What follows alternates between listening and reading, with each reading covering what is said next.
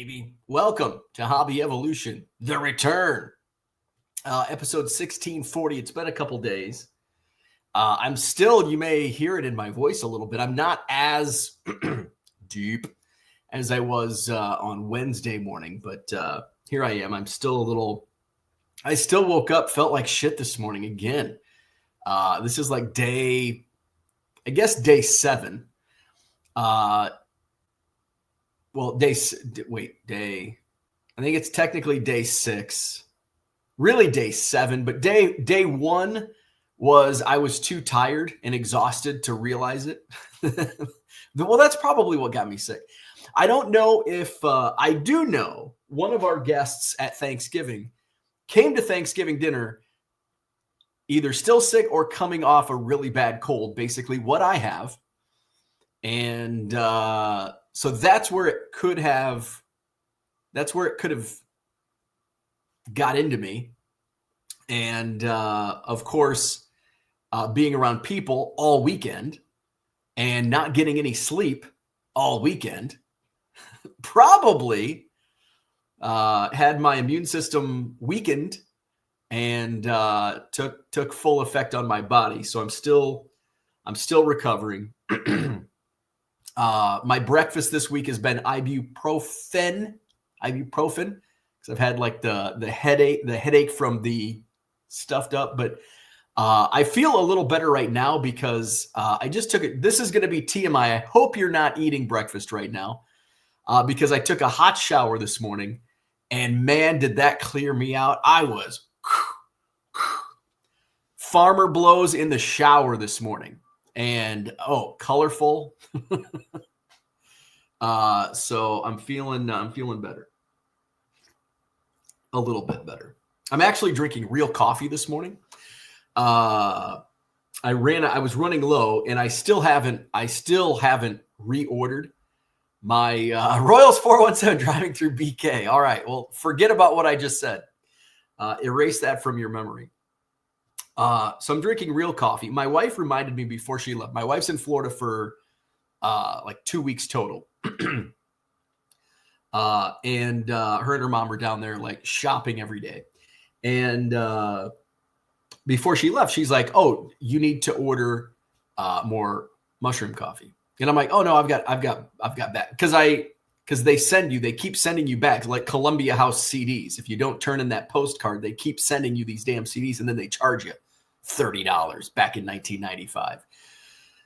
So I'm like, and she's like, "No, I emptied all of the bags into the canister." And I'm like, "Oh shit." So I had like a few days worth left. And guess what? Yesterday was my last day of it. And guess what? I haven't reordered. I'm an idiot. I did look it up though. Apparently they sell it at Target and Walmart. So I may make a run this afternoon. But I'm drinking Dunkin' coffee. I had Dunkin'. I keep Dunkin' in the house for people every once in a while when people come. Well, my mom was here and she drinks coffee. So I'm drinking, and I do drink coffee like real coffee on occasion. Like when we're out of town, or if I'm like just a few weeks ago when I was at the Chicago Spectacular, I'm in the drive-thru getting McDonald's coffee. So it's not like it's completely like, "Oh my God, it's real coffee. I'm wired." It's not like that. If I drink enough, it's like that. But I'm going to keep it to my Buc-ee's mug. And there we go. So real coffee this morning, which I might, the extra caffeine kick I might need.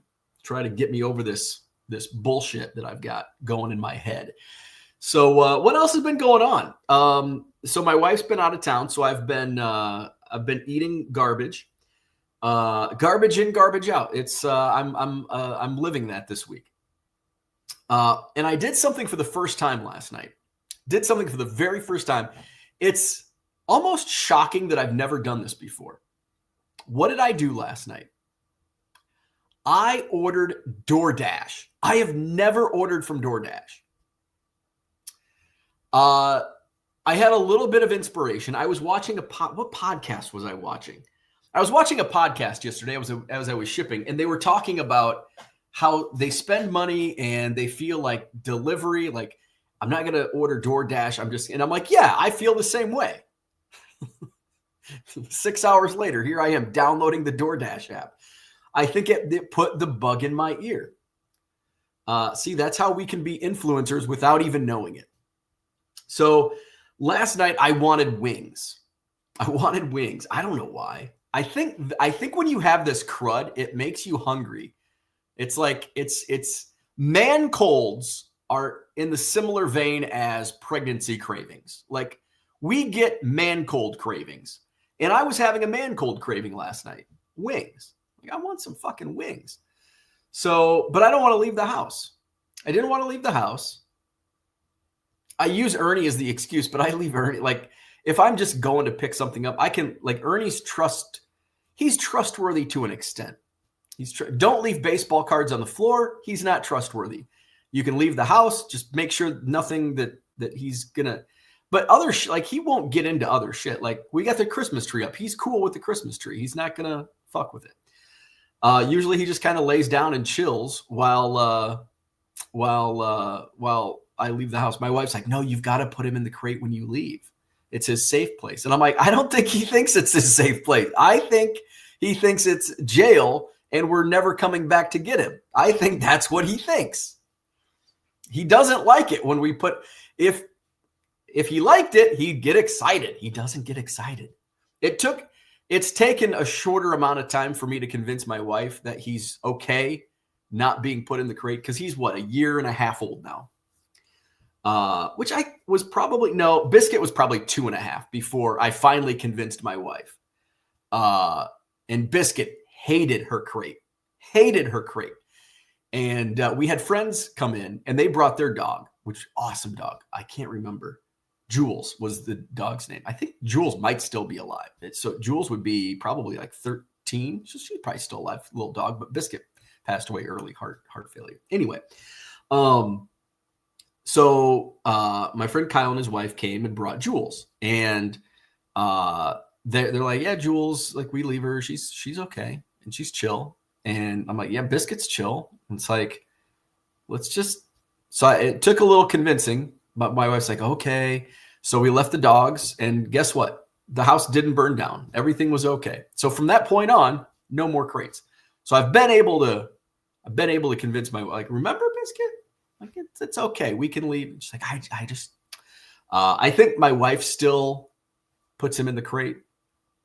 But now when I'm not leaving, like I'm not going to catch up with buddies at the bar for 4 hours. Like I'm running to Walmart to buy mushroom coffee or wings, but I didn't want to leave the house last night.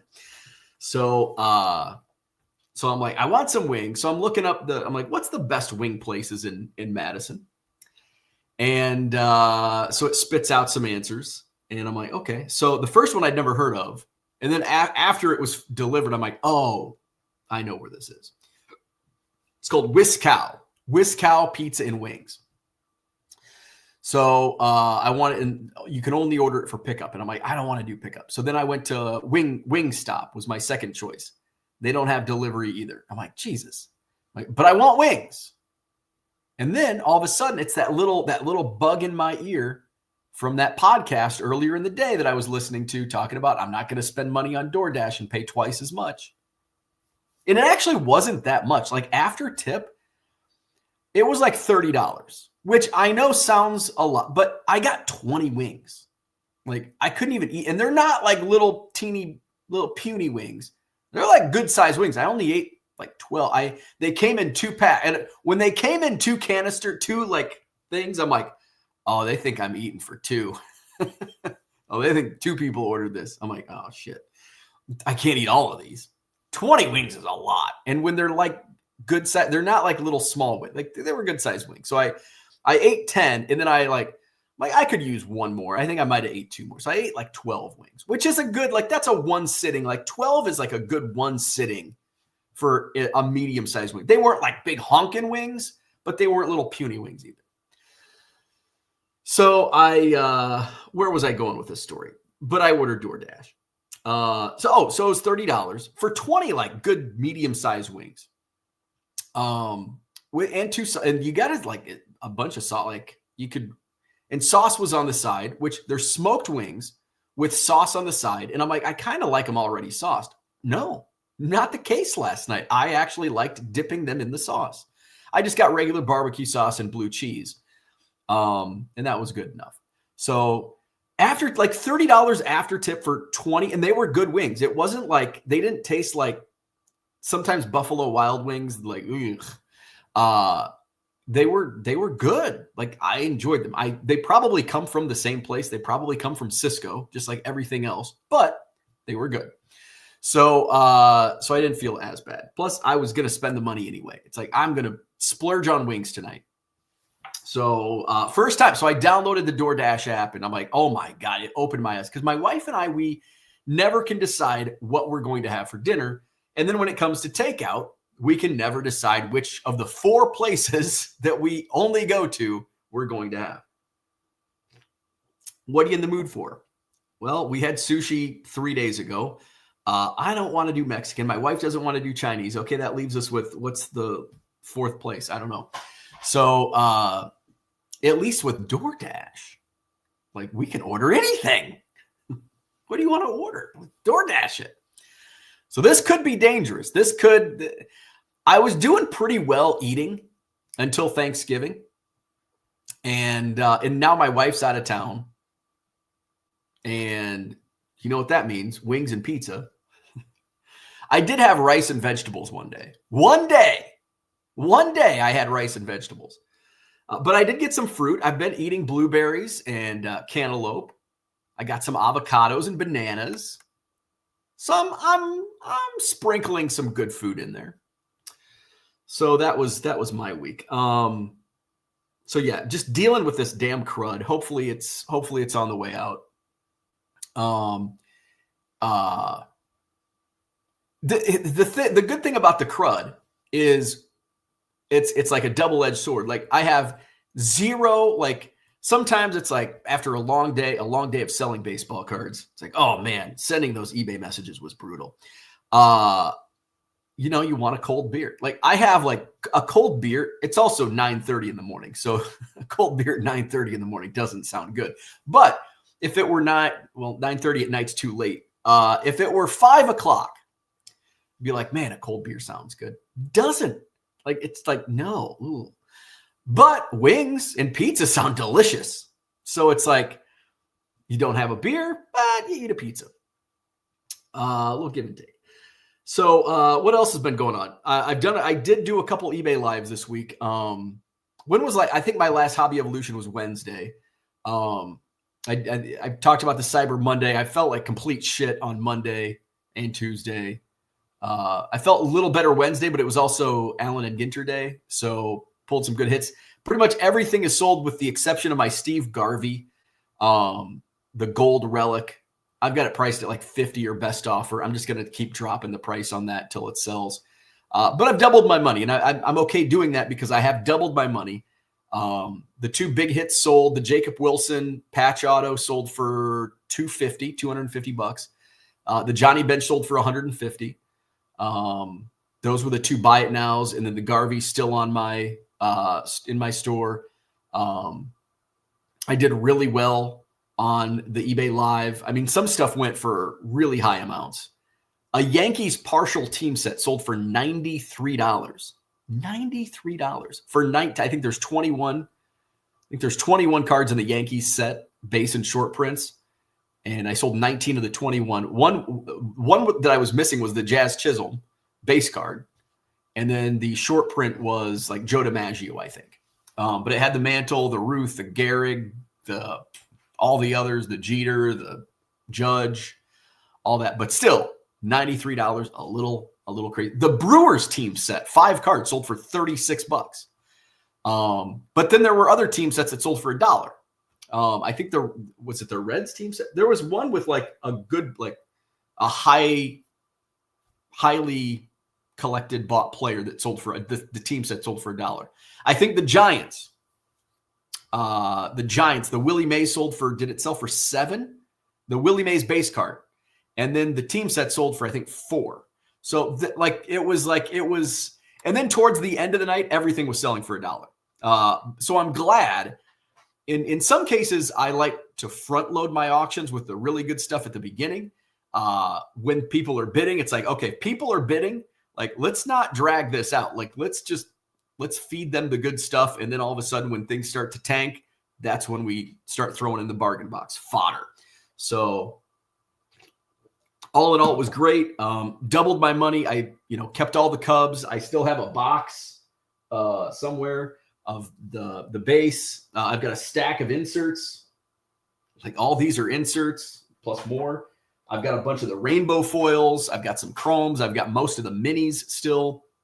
So all in all, it was good. And I'm in. If you watch the Dollar Box videos, they have a Discord, and I kind of lurk in there, and I pop in and chat every once in a while. And somebody wanted my opinion on Allen Ginter yesterday, so I provided my opinion on is Allen Ginter worth it?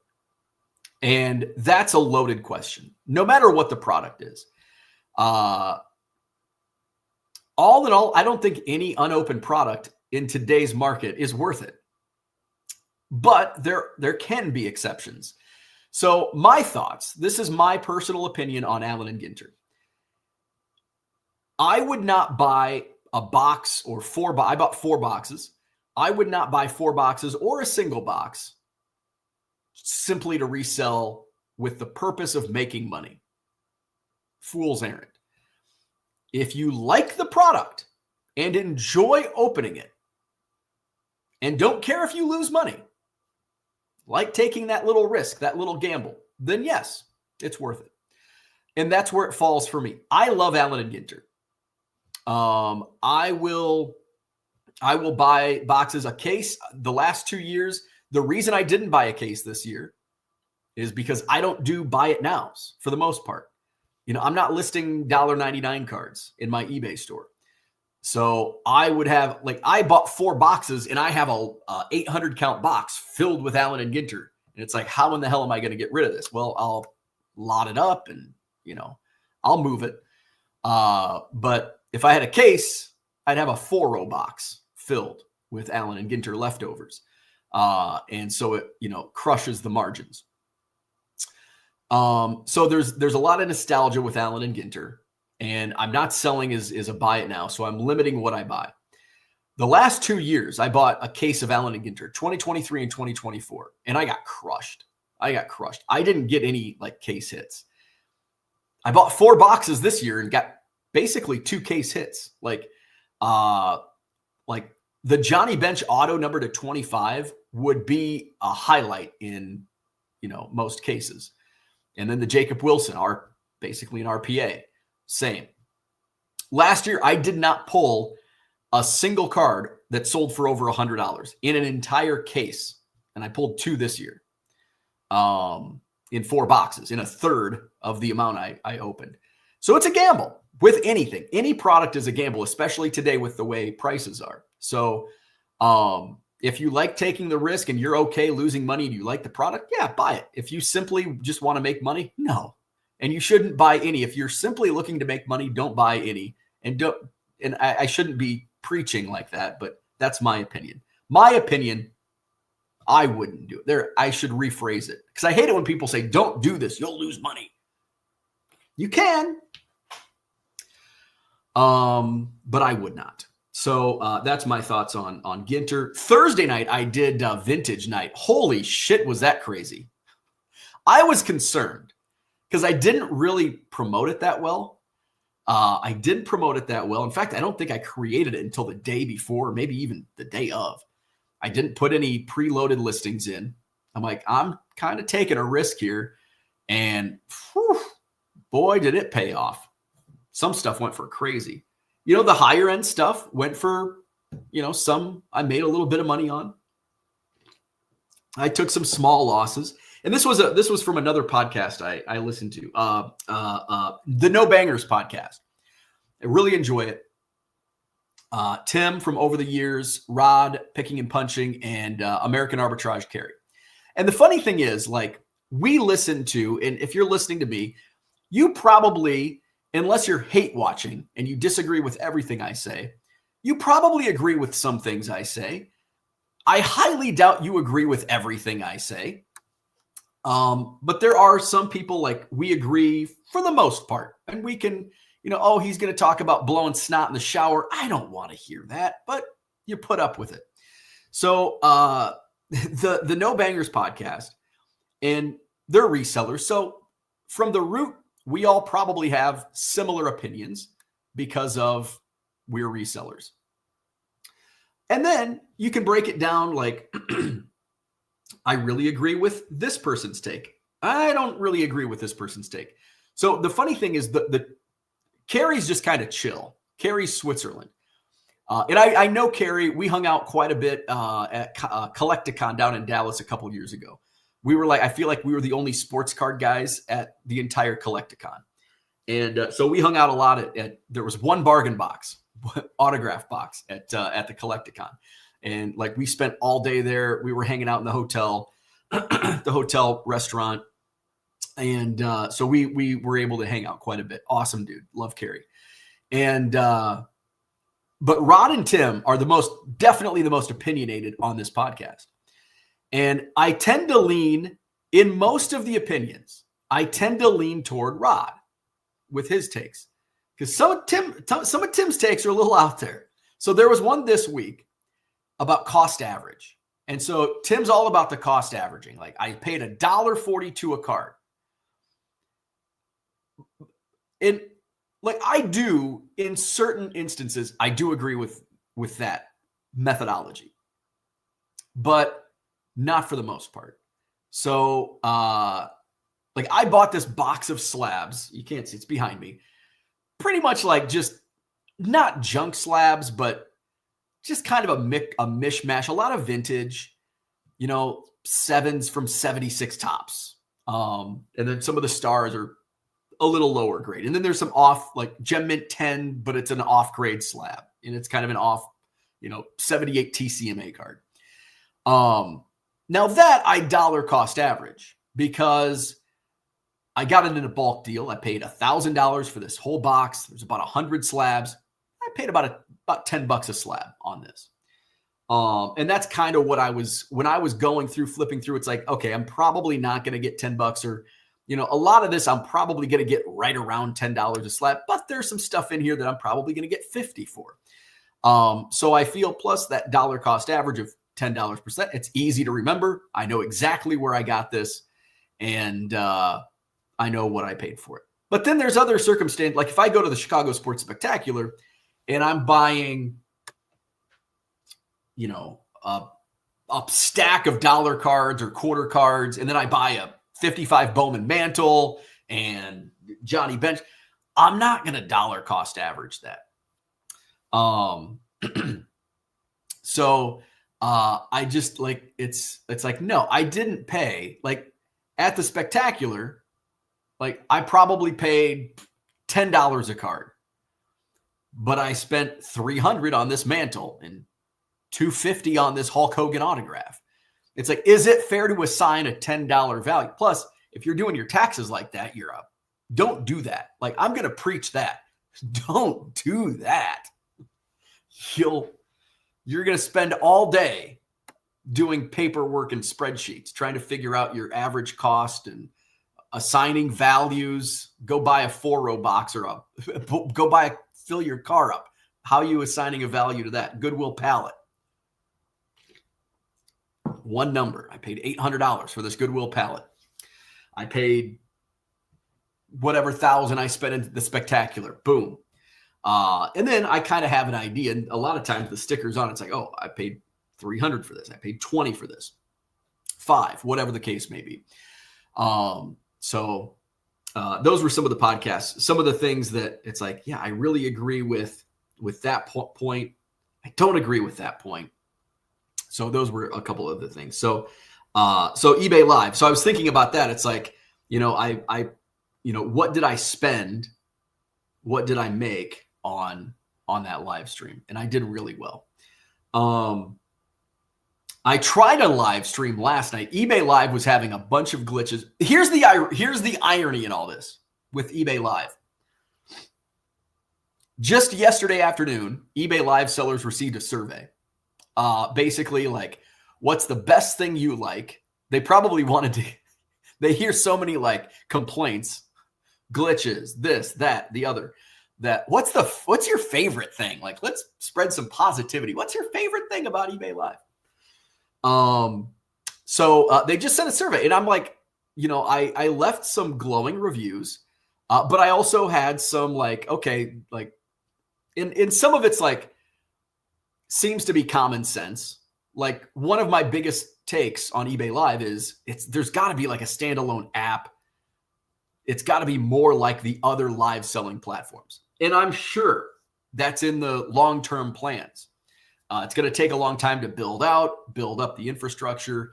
eBay Live is only like literally, you could say it's 6 months, 8 months old, 9 months old.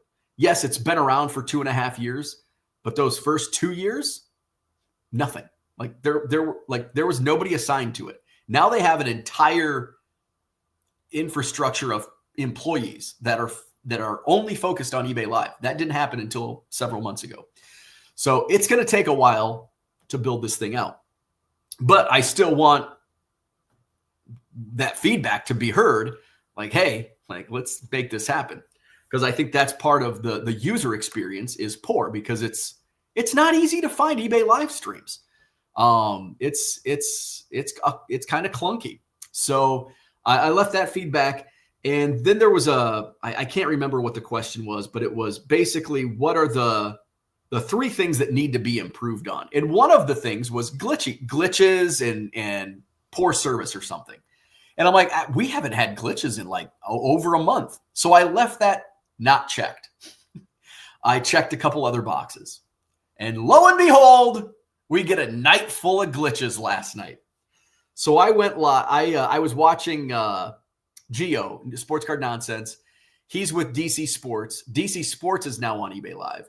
And I'm like, man, I don't want to go up against DC Sports on eBay Live. But it's like, you know what? At the beginning, I didn't want to go up against ComC. And now I beat their numbers. Get more viewers than ComC. And it's like, I'm not worried about ComC. And then once I started watching what DC was running last night, I am no competition to them, and they are no competition to me. I am selling dollar cards. They are selling $8,000 cards. They had a Kobe auto that sold for, I think it sold for like $6,000 last night. They had a Luka RPA. They had, I think, a Jordan rookie last night. So we are not the same. So after I saw some of the auctions they were on, I'm like, we're okay. I'm going to be okay running this live stream tonight. So I started at 7:30, just go a little later. And I can usually tell if there's Wednesday night, Allen and Ginter release day. I had like 50 people in the room off the bat. I'm like, wow, this is pretty crazy. Vintage night, same thing. Last night, 6 people. That's usually when I see the glitches, is when there's like hardly anybody coming into the room. And because I'd say on average, like 25, like boom, right off the start, 25 is kind of a good number at the beginning. So when I see 6, 7, 8, I'm like, there's something going on. But I'm like, maybe it's Friday night. It's Christmas season. There's holiday parties. Everybody's watching DC. Maybe it's just that. So I had started a couple minutes early, so I'm just kind of doing some stuff, and I check back in like right at the top of the hour at 7:30, the bottom of the hour. Check right back in as we get to go live, like 7 people in the room. I'm like, and like nobody's coming in the room. This is exactly what happened when there were site-wide glitches a month ago or 2 months ago, whenever it was. I'm like, fuck. I didn't even think about that though at the time last night. So I start running some stuff. I ran like a Nolan Ryan insert from Ginter. Normally that thing would sell for 3, 4, 5, sometimes more. But I knew with 7 people in the room, we're not going to get that action. So I'm like, it might go for $1. It didn't. Next thing up, didn't go for $1. It's like, okay, please, the 7 of you that are in the room, please tell me what you want me to put up reasonably. I'm not going to put up a 55 Bowman Mickey Mantle. Reasonable request here. And crickets. And then I put a few things up. Some things, I think I did sell a couple things for like $2, $3. I'm like, okay, we got some action. And there ended up being like 15. And then all of a sudden I got like 15, 20 people in the room. And all Auction number 9 wouldn't start. And this is where the glitches start. Auction number 9 wouldn't start. I'm like, okay, I can't get this to start. That used to happen early on. You'd get that message and you just keep trying and it'd finally take, and then you'd be okay. Wasn't the case last night. So I tried multiple times. I'm like, okay, I'm going to refresh my screen, come back, boom, still wouldn't work. Then all of a sudden, boom, it starts. No bids. Okay, all right.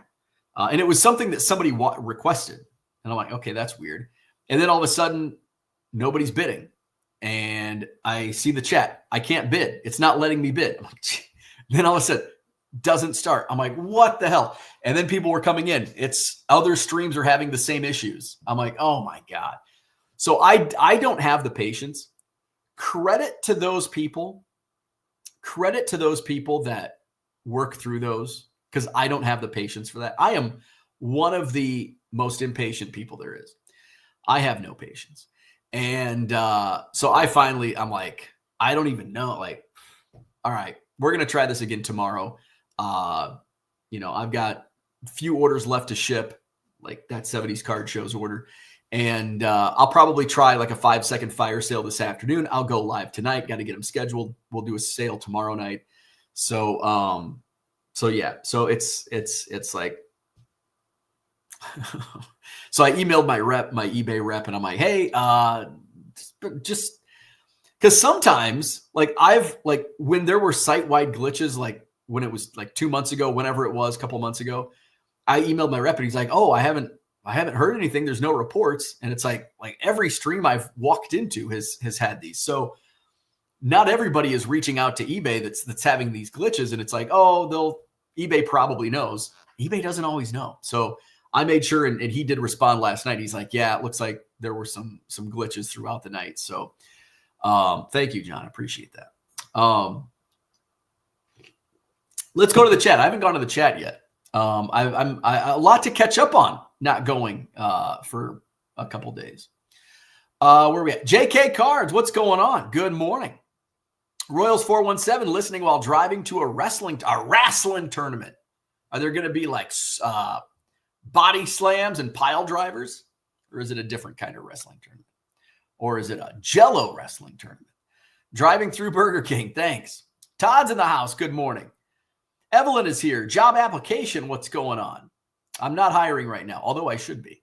Cooter, good morning. Your basement is your crate. It is. It really is. And I love my crate. Although I was having a conversation with Ernie this morning. That's when I know it's like, I should probably get out of the house. Maybe Monday. I do plan on, I've bought so much over the last couple of weeks. I have plenty of inventory. Famous last words. It's like mushroom coffee. I've got plenty of mushroom coffee. And then all of a sudden, I'm out of mushroom coffee. I'm out of inventory. So I do have plenty of inventory for the next couple of days. But I was looking at the card show calendar, and my wife's still going to be gone next weekend. I think she gets back a week from Tuesday or Wednesday. But I have to get so I think today I'm going to get some shipping done, and then I've got to get my card room. I've got shelf space. Thank you to Shane for helping me unload a bunch of boxes to get some shelf space. I've got some other shelf space. By the way, speaking of shelf space and Shane, and like 8 years ago on the Blowout forums, there was somebody that was trying to move 300,000 cards. This is back in like 2017. I don't even know if I had started my Cubs collection yet, my project, my 1 million Cubs project yet. So he had posted on the Blowout forums, local pickup, 300,000 cards. And I'm like, man, I wish I was local. And then I see his thing, DeKalb, Illinois, which is like less than 2 hours from me, maybe an hour and a half, maybe 2 hours. And I'm like, holy shit. So I message him. I'm like, dude, I'm interested. It was like $150, like steal. That also helped me build a nice little nest egg to do this full time because there were a ton of ace tennis cards, like complete sets with Novak Djokovic rookie cards, which actually still sell. They went up to like $125 to $150 per card during COVID. I check every once in a while to see where they're at, just to see, oh, I bet they're $20 now. No, they're still like 100 plus. There were probably 20 of them, and I sold them all for between 100 and 150. So that really put a nice little start to doing this full time. Yeah, I know $2,000 isn't that much, but it was when you're selling 99-cent cards. And there was other stuff in there, but there was a ton, and I mean a ton, of Oklahoma Sooners cards. And if you've been watching Hobby Evolution for 1,640 episodes, you've probably heard me talk about the 2011 Upper Deck or 2008-9 Upper Deck, whatever year they were from, Oklahoma Sooners cards. Because I ended up buying a few carloads from this guy. I think his name was Zach. And another Zach, the Zach that I didn't do, different Zach from the deal that fell through this week. And ended up buying, and there was always Oklahoma Sooners. And like by the second or third one, I'm like, do you have to include the Oklahoma Sooners? And he's like, if you want it all, you have to take the Sooners cards. I'm like, my God, I've got like 500,000 of these. I've literally thrown boxes of these away. Like they're in like the priority, like large flat rate boxes, like the original priority large flat rate boxes that are larger than what they are now. So I still have like an entire shelf in my card room that I don't really feel like I should throw any more away. But I've added a few of these. Every bulk, like carload, truckload that I've sold, I've thrown a couple of these boxes into it just to try. And I still have a shelf full of it. It's like, how in the hell am I going to get rid of these? Throw them away, I guess. But I just, I don't want to throw too many away. Anyway, the guy that I bought them from sent me a message on eBay yesterday. And he's like, hey, I don't know if he's like, hey, are you the Cubs guy? And I'm like, yeah, I am. He's like, I don't know if you remember me, but you bought a whole bunch of, a couple times you bought a whole bunch of cards from me, like almost 1 million cards. He's like, including all of those Oklahoma Sooners cards. And I'm like, oh, I remember the Oklahoma Sooner lots. I remember. And he's like, would you sell one of those boxes? Do you have any left? Would you sell one? And I'm like, would I sell one? You goddamn right I will. So I'm gonna put something on eBay. And I was selling like flat rates of them like around that time, like 2018, 2019. And they would be on my eBay store year round. And I'd usually sell like 3 or 4 of them around Christmas. And then crickets, maybe one would sell at various points, maybe around college football's kickoff. And, but I still have a bunch, and I'm like, yeah, we'll get a deal work just so I can get them out of my house. All right. Back to the chat. Gundy, what's going on? Good morning. Tiger727 is here. Good morning. Max says, can't drink all day if you don't start in the morning. That's true. Todd says, your feeling on DoorDash is how I feel about eBay app. Man, is that dangerous on my phone? It is. It is. And especially once you peel the Band-Aid off, and then it's like, well, I bought that. I can buy this. I kind of see that type of buying behavior during the live, where the early on, like I'll have 40 people in the room, but it's like nobody's bidding. But all of a sudden when there's action, it's like, it's an invitation for everybody to be like, oh, I'll bid. But it's always like that first. You don't want to be the first person to turn in your test. It's like, did I turn my test in too early? I don't know. Some people thought that. Sometimes I would. But usually I was a poor student, didn't study. And I didn't want to be the first one to turn in the test. Like, oh, he failed. Because it's like I think in my class, there were a lot of smart kids in my class. There were a lot of dumb kids in my class too. But it's like, if you were the first and you knew, like if Heather was walking her test up 5 minutes later, like she fucking knew that shit. Like she knew, like A+. Heather just aced it. If Jay's walking up there, first one, ooh, Jay's getting a 20%. I am using real names. Sorry, Jay. Jay was not a very good student. Found treasures in the house. Good morning. Recep, what's up? Neighbor, Am Turkey. Max says, I can't do those guys. They can barely talk cards, or at least barely could when I watch a couple episodes. Most annoying thing out there. I'm not sure which one that is. Tom's in the house. Good morning. East Coast Tom is here. Cooter says, FYI, I haven't been receiving live notifications. Neither have I. I have not been receiving notifications for other shows I watch, like Sports Cards Grading. My buddies up in Wanakee, Steve and Nick and Sarah, they go live almost every day, and I never receive their notifications. I follow their store, liked their store, still don't get notifications. There's another channel that I buy from like often and never receive their notifications when they go live. Tom didn't get a notification either. Yeah. So, and I wonder if that's the difference, like with Wednesday night and Thursday night, where all of a sudden I see this barrage of people. Like, are they getting the notifications? But last night they were not getting notifications. I don't know. John wants to know, have my cards shipped yet? They will be shipping in probably the next hour. I wanted to be done by 10 to watch Hobby Hotline, but I don't know. Who's on Hobby Hotline this morning? Have they arrived yet? Check your mailbox. Who's on Hobby Hotline this morning? We'll see. Because sometimes it just depends on who's on. It's like, do I want to wrap this up and watch Hobby Hotline? Last week was kind of a train wreck with Beckett. I did not. It was kind of it was cringe. Last week's episode. I don't even know if they're live. Today is Saturday, right? I don't think Hobby Hotline's on this morning. Where we at? Dan's in the house. What's going on?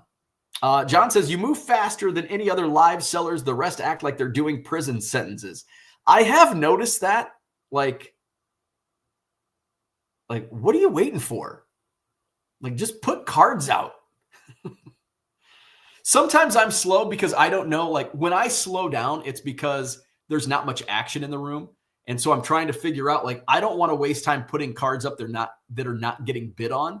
So it's like, okay, if modern football is not selling, I got to find vintage. I got to find 80s and 90s. I got to find something that people want to bid on. So that's what slows me down. But I was in a couple streams last night where it's like, put some damn cards up. And they're just like, well, what do you want? What do you guys want? What's the chat want? It's like, just put something up and you'll find out. Like, just do it.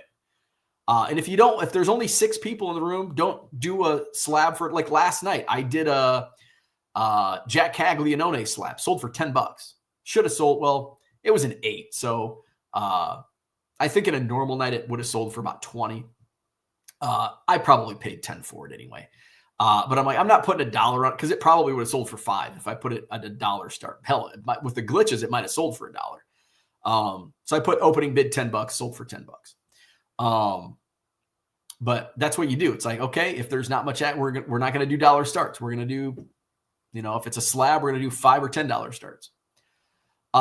Dan wants to know what podcast Max is talking about. John thinks my hair looks atrocious. Singlet and earmuff wrestling. Head over to the storage unit for a little me time. There you go. I've got plenty of me time down here. I think I had dinner with Shane a few weeks back. You sure did, at Beckett's dinner down in Dallas. Dan says, I watched The Equalizer 1 and 2. Enjoyed both. Put me down for some free Sooners cards. Oh, you got it. You got it. Rock Latex, what's going on? Please take a picture and post if you ever throw them away, right? It's been, I just did a trash can throwaway a couple of weeks ago. I've got to wait. I don't want people to think I'm like the devil. I don't want actually, I don't give a shit what people think of me. But I don't want to overdo it because then people think I'm doing it on purpose, which I am. Yeah, I'll have to throw. I actually probably will be throwing cards away in the very near future, like within the next couple of days, because I've got to get that card room cleaned up before my wife comes home. Because she's got like 50 women coming over on December 18th, I think, and we got to get that room cleaned. Cooter says, I'm an OU grad and don't want those cards, right? Not many people do. Stu, good morning from the Fargo Dome. Illinois State in the house today. Oh man, that's a ugh. Who's the worst of two evils, the Bison or the Redbirds? Since my alma mater is no longer in the Missouri Valley, I don't. It's like I was looking at the FCS top 25, and I'm like, geez, there's a lot of in Western Illinois. Oh man, they're bad. I mean, they've been bad for a while, but I'm glad they're not bad playing Illinois State and North Dakota State and South Dakota State and everybody else that's in the top 25. Max says, I raced everybody else. LOL. Max says, the one with Carrie. Chris Branham says, did you just say Wanapee? I said Wanakee. Wanakee. I did not say Whippatanye. Whippatanye. I see Texas. Whippatanye. No hobby hotline today, says Carrie. Dan says to Max, did you answer me? I didn't see a lot of comments from others for some reason. I don't know what it's called. Bo does. So Carrie is American Arbitrage, and they do the No Bangers podcast with Rod from Picking and Punching and Tim from Over the Years. I enjoy the podcast. So that's what I had for today. This coffee is really good. I'm drinking regular coffee this morning. The problem is, do I go back for seconds? I don't want to, because I stick to just this mug of coffee. So I've got to package John's order and a few other orders, and then I'm going to do some cleaning. I may do a pop-up eBay live this afternoon, maybe like a fire sale this afternoon, do some bargain box stuff. And I got to get a live scheduled for tonight and Sunday night singles tomorrow night. Nice mug. They paying you? No, they are not. Buc-ee's.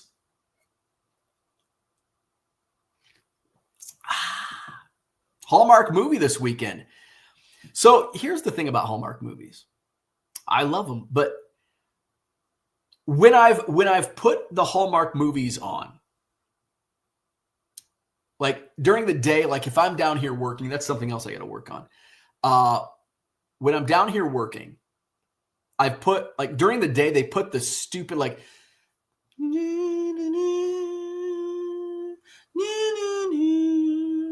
the sappy, that's terrible, but the sappy, like sad music. I don't like those Hallmark movies. Those are too sappy. I like the less sappy ones. Yeah, I know they're all sappy, but the less sappier ones. I haven't seen many. I had Christmas Vacation on last night. Ernie loves Christmas Vacation. I have never seen Ernie so captivated by television as he was with Christmas Vacation on TV last night. So I know if I'm doing eBay Live, we're going to put Christmas Vacation. Actually, I think the Westminster Dog Show was on last night too. I'll put the Westminster Dog Show on for him. He's in the recliner just watching Christmas Vacation last night. I took like 7 pictures to send to my wife. I'm like, he's still watching TV. He's still watching TV. So I know he's got good taste. He's got good taste. John says, do you have a Buc-ee's promo? I do not. No hobby hotline today is correct. Why is there no hobby hotline? Card hobbyist, what's going on? Buc-ee's is just a distraction to make your trip take longer. That's true. Your wife is away. You don't need to pretend you like Hallmark. Like, subscribe, and all that good stuff. Dan says, have you opened any new baseball wax recently? I did. Allen Ginter came out this week. Opened up 4 boxes. Did an eBay Live on Wednesday night. Highly successful eBay Live.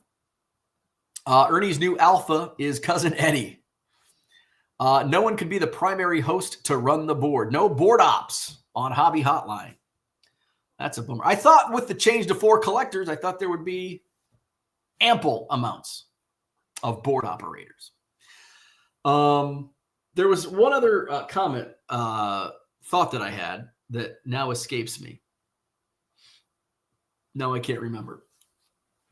I'm going to sit here and think about it for a second. What the hell was I about to? Oh. So I was, that's what she said. So I mentioned a few days ago, last week, I'm using a new, processor for the Madison Card Show. It's called On Treasure. I don't have a promo code for them either. So this is Rich. I don't know, Rich, if you know about this. So one of my vendors at the Madison Card Show wanted to create basically this. And it wasn't coming together. And all of a sudden, Adam from On Treasure reached out and he's like, hey, do you want to be a part of this? And I'm like, holy shit, this is awesome. So we set up a Zoom call a couple of weeks ago. I'm like, this actually does more. Like this alleviates so many pain points I have running the show. And it's freaking awesome. It's Treasure. It's on treasure.com. So here we go to the Madison Card Show, December 27th at the Alliant Energy Center. So you can buy your tables. It's password protected right now. It'll be open to the public starting Monday. I wanted existing vendors from the October show. They get first dibs at rebooking their tables. It's got mapping capability where you can, like Ticketmaster or StubHub, you can click on the table you want. So that should be live for Monday once we have everything rebooked. You can go to, here's a little bit of information. It's got, some vendors put work into it, some don't. Like Keto's put some work into his. So just a dad and his kids ripping packs and trading cards. I think his son's name is Colton, who's in the thumbnail there. Colton has freaking ripped some amazing cards. I think I want to buy some wax and have him open it for me because he pulls some heat. So he says, we have mostly modern Pokemon cards from raw to graded, as well as sealed packs and boxes. We also have the Poke Plink game with fun and awesome prizes. And then you can put your socials. So you can click and there's his Instagram. I don't think I'm not logged in. But it opens up his Instagram page. So it's a little bit of everything. It will eventually, it should show like where they're located at the in the store. So here's Flavio, Collectibles International, collecting sports cards for over 50 years, also sell comic books and action figures, selling current baseball products, hobby boxes, baseball rookies, vintage. So Marvel and DC. I didn't know he had Instagram too. Cool. So here's Mark, my buddy Mark, over 33 years experience as a sports card vendor. He sets it up at all the big shows as well. Look at that Michael Jordan autograph. PSA 7, he's got some heat there. So there's so you can put like what you've got on there. Awesome site. Let me see if I can bring up, I'm going to remove this for a second because I don't want to go into the back end. I just don't know the site well enough. Host dashboard. Venue maps. Okay, so. All right. I got to create my venue map. Settings. Shoot. Now I don't know where to. All right. Where in the hell did I find it? I think it's under the host dashboard.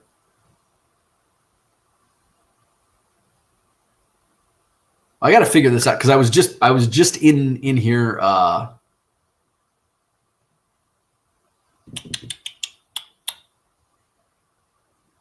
Host dashboard. Oh, maybe if I go to manage event. There we go. Edit venue map. Okay.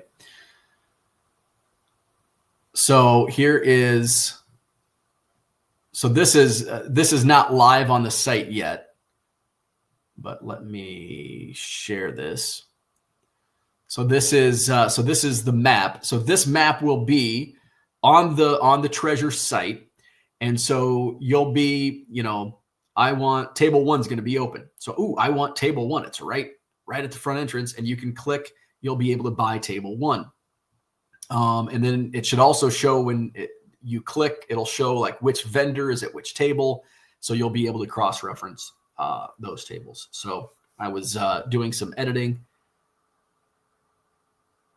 Oh, Adam, my guy.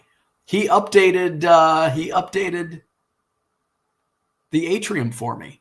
So I was in here last night. I was going to be doing this today. Like I was going to have to type in all this stuff, and he did it for me.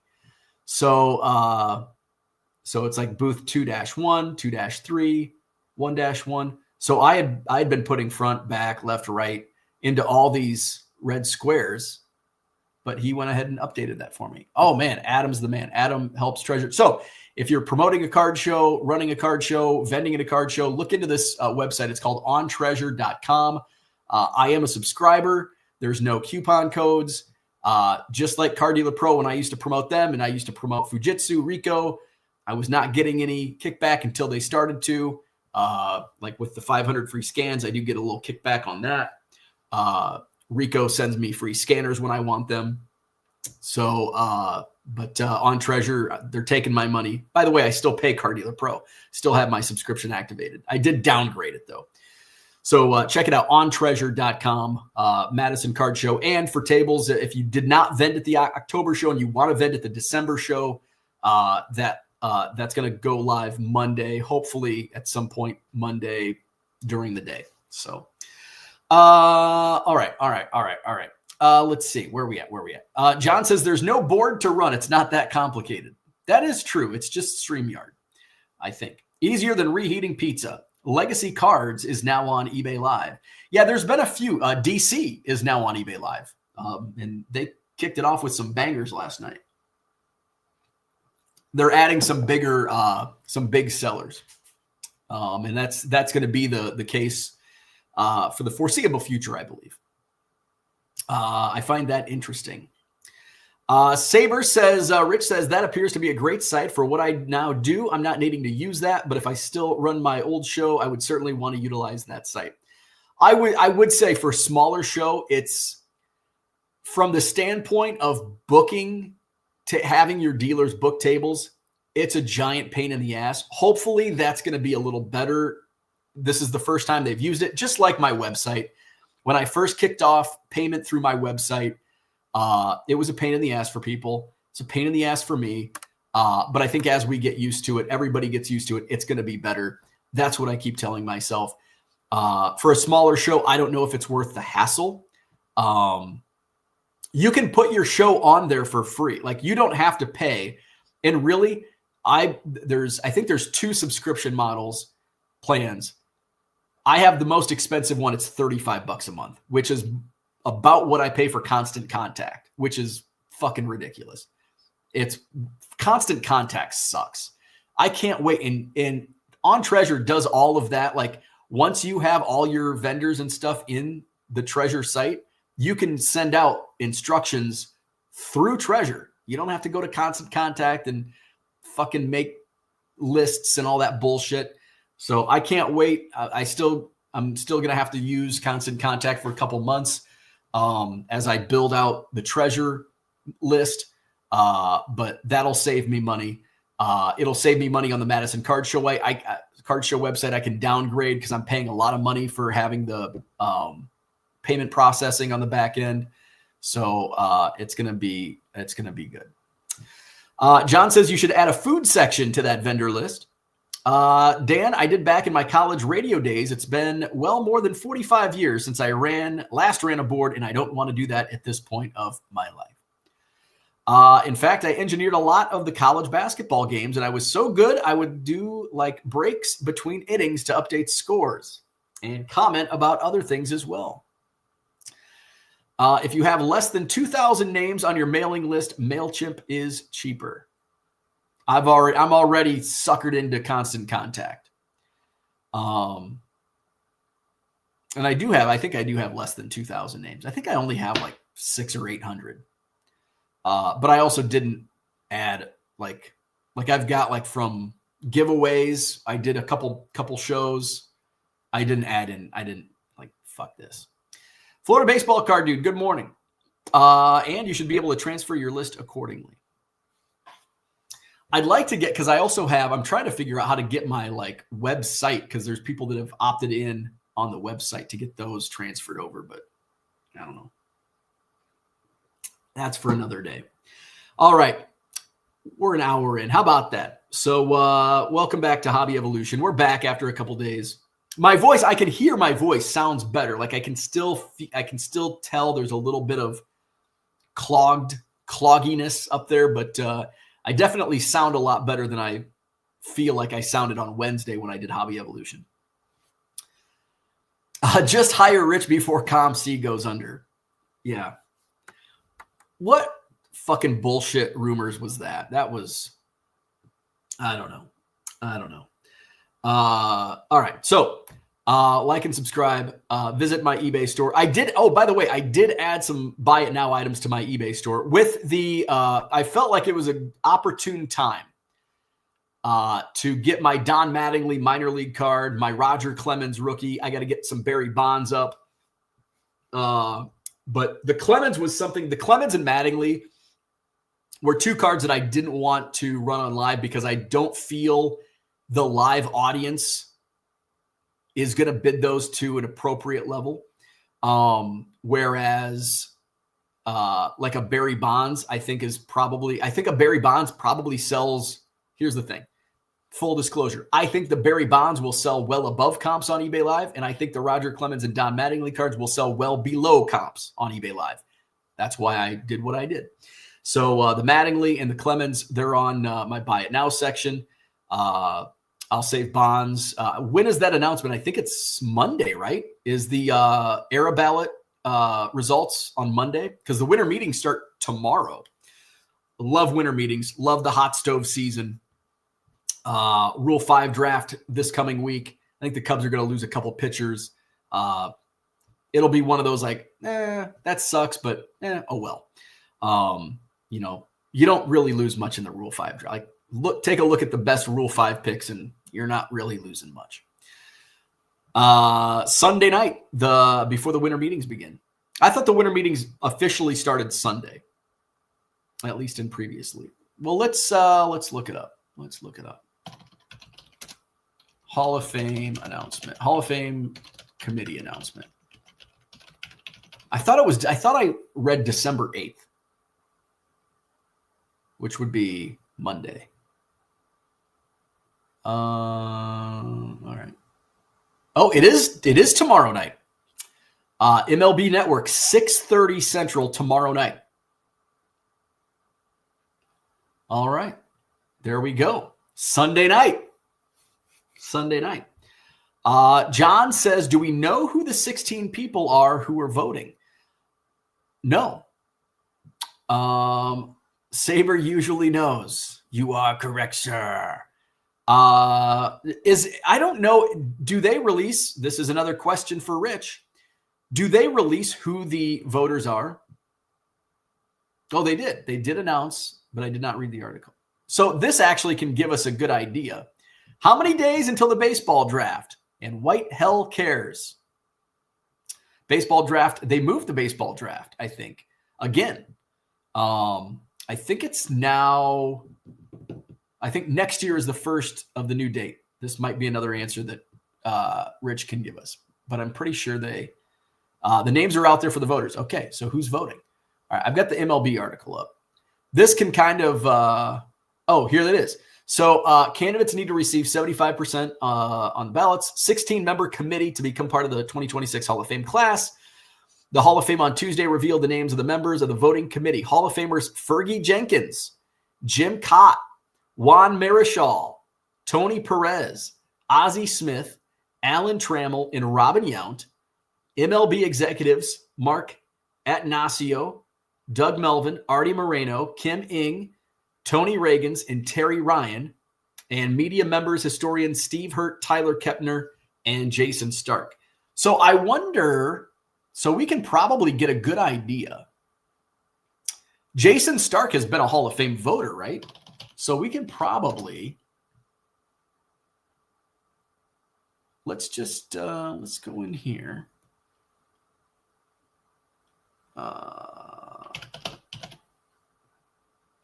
Just want to see something real quick. Tracker. We're going to go to the tracker. Let's just go back to 2022. Let's see. Was Stark a voter?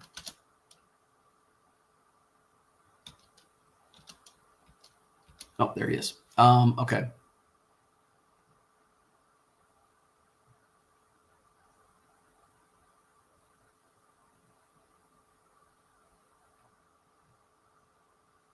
All right. Oh, shit.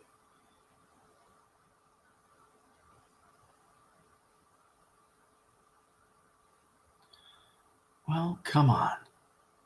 Trying to expand this and it's not working.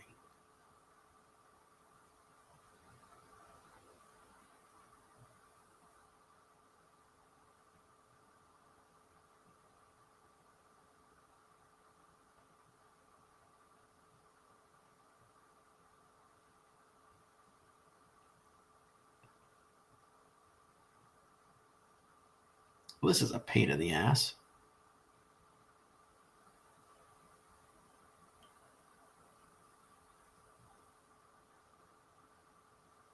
Huh. How in the hell can I do this? Click the plus.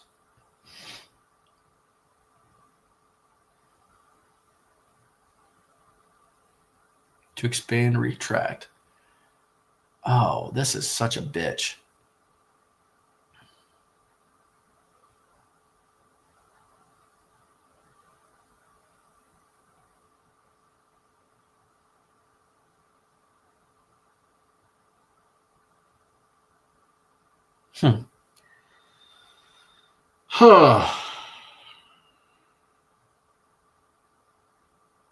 I don't know. I'm trying to see who Jason Stark voted for, but all right, I'm not going to piss around with that anymore. Bowen Heavy Concentration has a serial killer look vibe, right? So there you go. Did I not pronounce Juan Marichal correct? There we go. What's up, T. Keenast? Too many old school Hall of Famers. Yeah, so I'm looking at the list again. So of contemporaries, like who I wonder, like, and I don't know who's been outspoken about steroids. Like who's gonna vote for, like, I don't know. I don't think Gary Sheffield's getting in because he wasn't I don't think he was a very beloved teammate. Mattingly probably gets in. Does Murphy get in? You know, Bonds and Clemens kind of up in the air. But I have no idea. I don't know what any of these players think about, you know. I don't know. We'll find out. We'll find out tomorrow night, I guess. Let's see. Chasing Majors says Stark has voted for Clemens and Bonds. That's what I was looking for. Thank you, Chasing Majors. Saber Geek says Sheffield is not getting in. Yeah, I can't imagine. Like he should get in, but I can't imagine that committee not going to get in. It's either Murphy Mattingly or Clemens Bonds. I hope it's Clemens Bonds. Although my buddy Shane Zager, during the Beckett dinner, I listened to the audio, and he actually made some good points that I agree with, and it's kind of changed my mind about Don Mattingly and Hall of Fame. It's like, well, Shane made some really good points and actually convinced me that maybe he should get in the Hall of Fame. Murph, I like Murphy. I now like Mattingly, and I definitely, Clemens and Bonds should be in. Like, no doubt about it. 100% should be in. No one has the balls to vote Bonds in. People are cowards. He should be in. Or not one. Southern Land Cards says Bonds, Clemens, Mattingly, Murphy would be a hell of a class. Yeah, wouldn't it? That's what I should be doing this weekend. I should be hoarding. I should be going through boxes, pulling all of these cards in the event they get into the Hall of Fame, because the event they get into the Hall of Fame, their prices in the interim are going to shoot up. I've already seen crazy prices. Now, we've seen crazy prices on a lot of stuff on eBay Live in my streams. Barry Bonds rookies are just going for insane amounts on my stream. We're talking like $25 for an 87 top. Well, I don't know if an 87 tops has gone that high, but the traded has. The 86. Saber Geek says, I think they will get someone in because there is no sure shot. Andrew Jones is the closest to get voted in this year.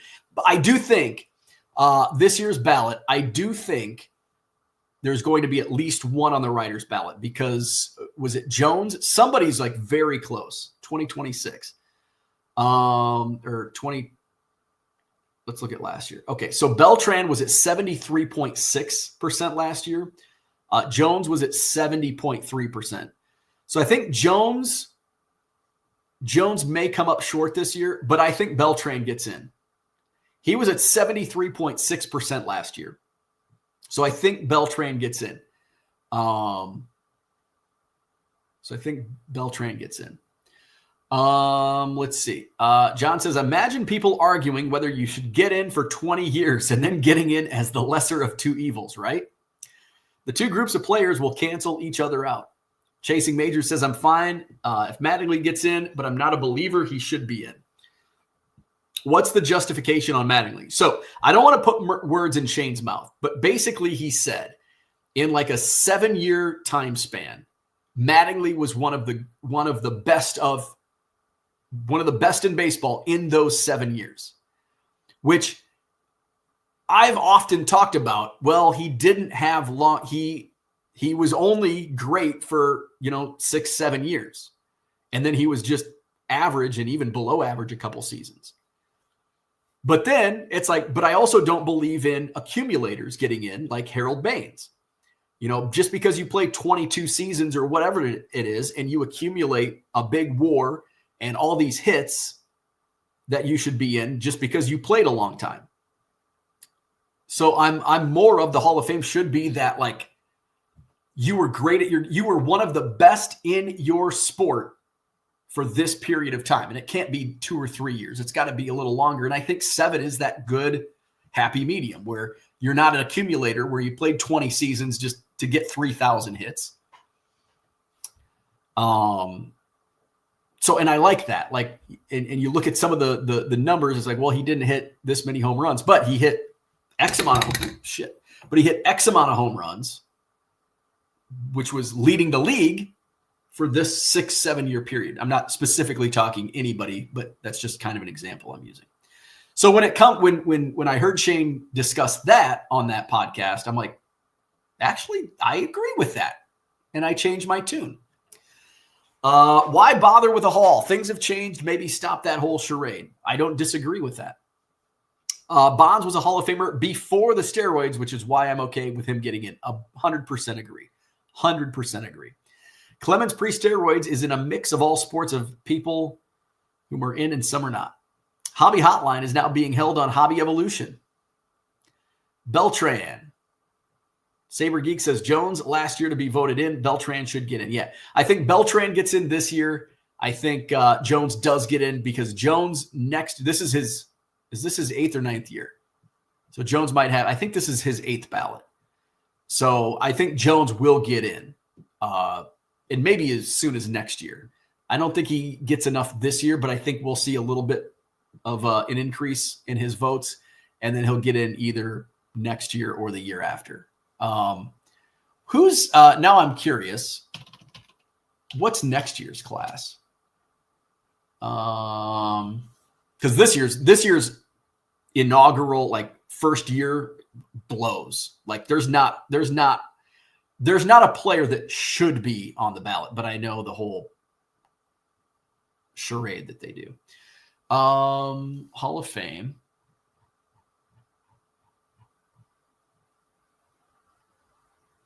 Ballot history. All right. So this is 2026. So 2027. All right. So next year doesn't appear to be much better. Oh, wait, no. Buster Posey is going to be on the ballot next year. So I think that's a player that gets in the Hall of Fame. Do I think he's going to get in first ballot? Probably not. I don't think he's going to be a first ballot Hall of Famer, but he'll get in. John Lester is an interesting case. I know some people in this chat don't like WAR, but I like to use it just to kind of compare. John Lester has the second highest WAR of next year's class. Now, next year's first year class is pretty weak. I'm just talking first of the first year. But Buster Posey, 45. And I know pitchers and catchers are different, but 45 WAR for Posey, 43.4 WAR. Oh, wait, no, he doesn't. He has a third. Brett Gardner has a higher WAR. Brett Gardner. So there you go. Wow. Buster Posey has a 45 WAR. Brett Gardner has a 44.3 WAR.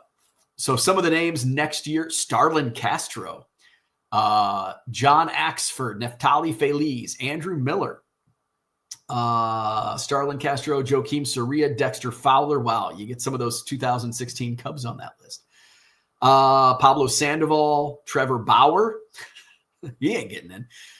Jordan Zimmerman, Jay Happ, Scott Kazmir, Jake Arrieta on the ballot next year. Josh Reddick, Todd Frazier, well, probably on the ballot. Kyle Seager, Ryan Zimmerman, Brett Gardner, Lester Posey. So probably won't have there's not a first ballot. In my eyes, Buster Posey will get in. Now, do I think he's a Hall of Famer? I'd have to do a deeper dive into the numbers. Do I think he will get in? Yes, absolutely. Buster Posey will be voted in to the Hall of Fame. Do I think he will get in on the first ballot? Probably not. Southern Land Card says no new eligibles will get in. This year, it's a no-doubter. Like there's I don't know if there's a name on the list that I think will get 5%. Like what's, let's see, 2026 ballot, year on ballot. Cole Hamels. And Cole Hamels might get to 5%. Ryan Braun, Alex Gordon, Shin Soo Choo, Edwin Encarnacion, Howie Kendrick, Nick Markakis, Hunter Pence, Gio Gonzalez, Matt Kemp, Daniel Murphy, and Rick Porcello. Like Cole Hamels probably gets to that 5% threshold, but does anybody else? No. Nobody gets to 5%. Let's see. Mattingly, the best player in baseball between 1984 and 1990. And yeah, after it's like, okay. And I think that's a long enough period. Which is the Sandy Koufax argument. It's a good point. Max says, yep, that's okay. Need more. John says, maybe baseball sucked in those 7 years. That's also a good point. Koufax, great, 61 to 66. It was small ball era, Whitey ball. Yeah, it was. Everyone was bunting. Max says the same guys that want Mattingly in were saying no to Trout 5 years ago. Yeah, I don't know. Trout's a no doubt first ballot Hall of Famer in my eyes. Chasing Major says during Mattingly's MVP year, there were 3 better and more deserving players. Harold Baines, to his credit, basically said, "Are you kidding?" when they told him he was a Hall of Famer. I kind of feel bad. It's like he wasn't out there campaigning for Hall of Fame. And like everybody, including myself, shits on Harold Baines being in the Hall of Fame. Poor guy. Cooter says the Yankees have too many in the Hall already. NYC hype. If you look at Mattingly's MVP season, you'll see he may not have even deserved it. Brett, Henderson, and others actually had better seasons. Travis Bogart says it's a shame players don't get because of their stats. Sheffield and Kent, for example. Yeah, they both have good stats. Saber Geek says 10th and final years for Jones to be voted on. Then we lower to 6 or 5 years. Next thing you know, Joe Charbonneau is in. And that's kind of my argument with Dale Murphy. Like Dale Murphy's one of those he's that fringe guy.